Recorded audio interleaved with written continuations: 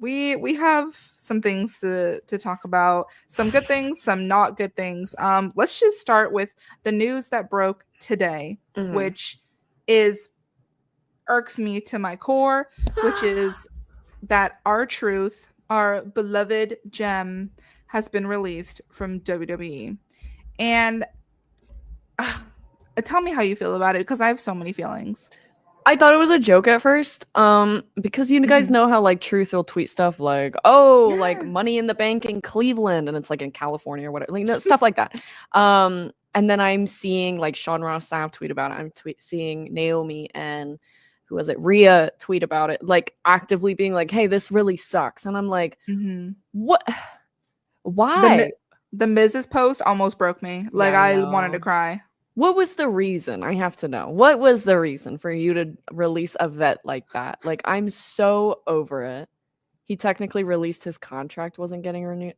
But still, you know what? Still. Same thing, different font. Let's be real. Renew the goddamn contract. He literally just had a match with John Cena at Saturday Night Main Event, and everyone loved it. I'm over it. I'm actually over TKO has to go. Can we get that trending, please? Yeah, Maddie wants you guys to trend hashtag TKO has to go, because it's just so much. And like, I have been a fan of R-Truth for so long. Like, I would say probably like 2015, 2016 is like when I started really being a fan of R-Truth. And then obviously like everything with the 24/7 title, he was basically the epicenter for that title. He was the title. Like literally he was the title. And just everything that he did with it, just the comedic value, what he did for the Judgment Day, he sold merch, baby. Let me tell you, that man sold so much merch for the Judgment Day. And that storyline was so good because R-Truth just has a way of like committing to the bit that not a lot of people have. Right. Like, and he's willing to, you know, look stupid or like whatever, but it's just R-Truth. Like, that's just what you get. You get this guy who's willing to commit to anything pretty much. Like, he will do anything goofy, silly. He doesn't care. And he's also a very talented wrestler on top of that. Now, I want to get your opinion on something, because obviously like these releases and non-renewal contracts have been happening very frequently lately. And I want to ask you, do you think there's, how do I word it? So a lot of wrestlers I feel like aren't retiring anymore.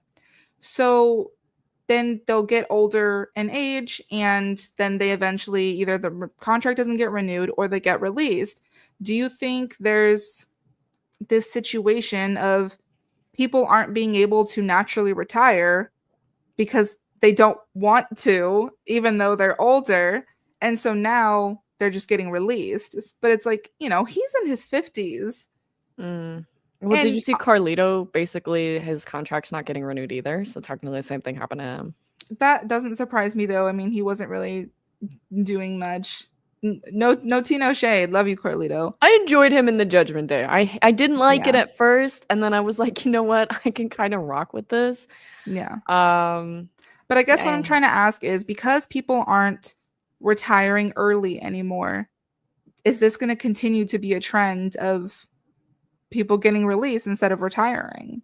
I think so, because, and this is a great way to like sum it up, TKO, WWE wanting to focus like on younger talent and being like that's why and this could be very well untrue, but them being like Dakota Kai, I'll use her as an example. Like, some people were saying there was a rumor that, oh, Dakota Kai's released because she's getting older or whatever, and they want to, which like, I can maybe kind of be like, okay, yeah, you want to focus on new and upcoming talent, but that doesn't mean that you just throw away talent that's older that can still, like AJ Styles, Finn Balor are considered older, and I'm doing quotes because they're not old. Yeah. But they can still wrestle their asses off and will continue to do so probably for several years. So why are we pushing people like them to the side? You know what I mean? Like, R-Truth, we don't get to see him like wrestle just because that's not really his gimmick per se, but we all know that he's still good.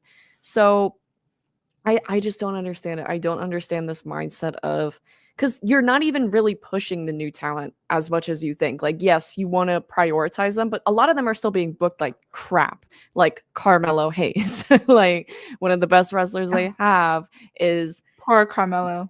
the Miz's accomplice and is not qualifying for Money in the Bank. And I'm glad that Kat brought that up because I just crazy. So they're trying to do something, right? But they're being hypocritical about what they're trying to do. I see what you're saying. Yeah, I just think it's a situation where, because wrestlers have so much more longevity now because of updated, medical practices and surgeries and all that stuff, like people aren't having to retire young anymore. So then they keep staying well into 50s, 60s. I mean, look at Edge, look at even, what's his face? Ric Flair is still trying to wrestle, and that man's like in his 70s. You know what I mean? So it's like they don't. I don't know. They people aren't retiring anymore, so then they get released. I don't know. I mean, like the biggest example of hypocrisy, and I love John Cena, so I mean no disrespect, but like you can't be like, oh, we want to just keep new talent, and then John Cena's your world champion. Yeah. Hello? I get what you're saying. Same with Jey Uso. I mean, he's not 20 years old. So that's where I'm talking about. Damian Priest is in his 40s. That's what I'm talking about. That's where, in my opinion, the hypocrisy comes into play. Because, like, yeah, we all love Jay and John, and most of us love Damian, but it's like you're acting like, oh, we gotta push out the older talent. They're ready to go. Bye. But let's have this man be our champion. Yeah, I don't know. It's a weird dynamic that's going on. But I just want to say, R-Truth, we love you. You have been absolutely incredible, and you've had such a good career as K-Quick and then R-Truth, like true WWE legend. And I don't think this is the last we'll see of him. I hope not, but I also just feel like part of WWE that I really love just died and is leaving with R-Truth. Like the goofy part? That funny, silly, like, let's not take ourselves so seriously side is like gone to me. Yeah, because there's Jonathan said R-Truth is a lock-in Hall of Famer for sure. Thank you. #thank you Truth. Yeah, thank you, let's Truth. get that trending. We love you, Truth.